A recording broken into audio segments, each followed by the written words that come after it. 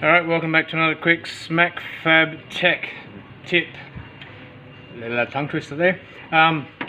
Does yours have this engine knock when you start it?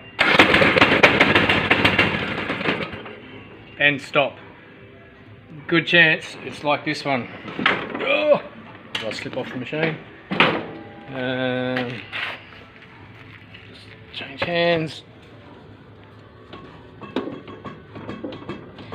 Engine loose. Let's see. I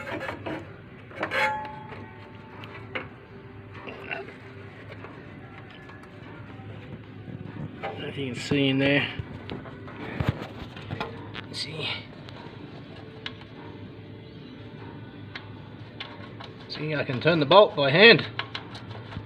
If we go around to this side.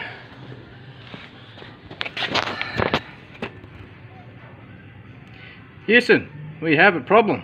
There's actually one totally missing, and this one was complaining about a bad battery, starting issues. The earth goes to the engine box, so that's loose, so not getting good contact.